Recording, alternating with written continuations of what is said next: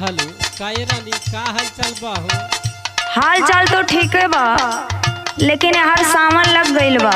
अच्छा साल का सबसे बढ़िया महीना सावन होला। सावन में आप घरे चले आए हैं। अच्छा वो काहे हो? देखी साल भर तो बहुत कमैला। सुना सुनावा। साल भर कमैला खूब सहारिया,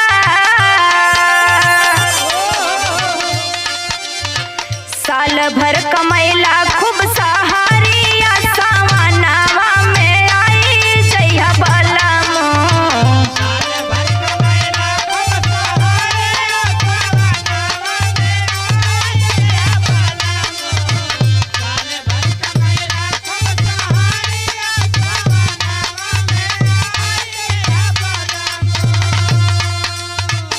आई जइहा बलमो हो, आई जइहा बलमो, आई जइहा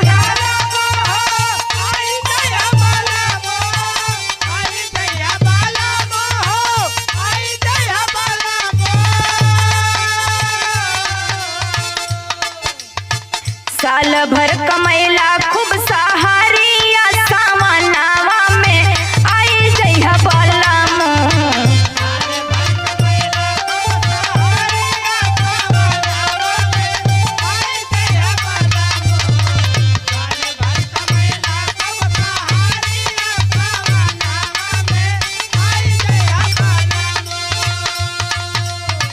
और एक बात सुना। सुनावा।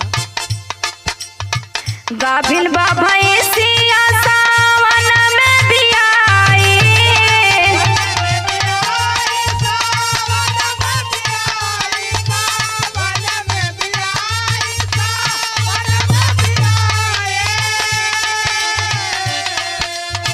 यही सावनवा में भैंसियों भी बच्चा देवे वाली बा। ये तो बड़ी खुशी के बात बा हो। इतने ना, अच्छा दूध दही माखन के ढीग लग जाई,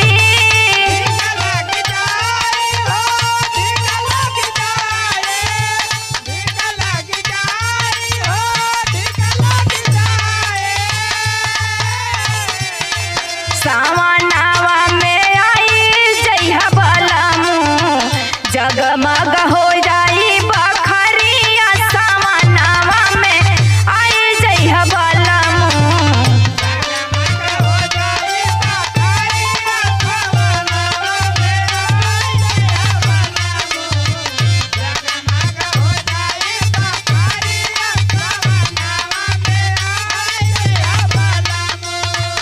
ए जी, का हो? जब आवल जाई ना अच्छा कई बबुआ खातिर कपड़ा भी लेके आवल जाई। अच्छा रिंकू के जींस टी शर्ट रिया खातिर टॉप हो,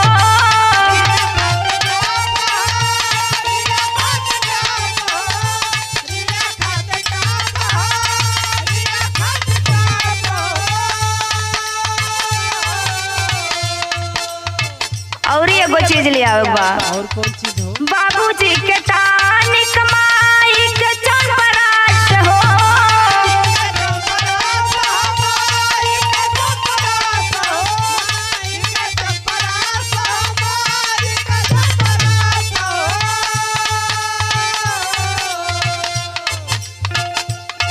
सावनवा में आई जइहा बलमो, हमरा खातिर धानी रंग चुनरिया, सावनवा में आई जइहा बलमो।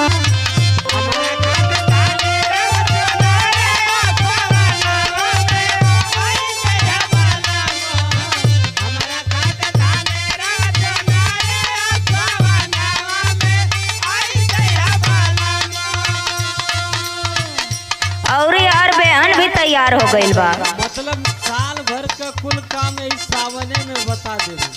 अरे कुल काम थोड़ी ना, खेती बाड़ी का काम कबो खत्म भइल बा का? हमके लगो था कि साल भर का कुल नोट के रखले बाड़ू। नहीं नहीं, ऐसा बात ना बा। आप आवल जाई तो संगमे रोपनी करल जाए। अच्छा अच्छा बेहन तैयार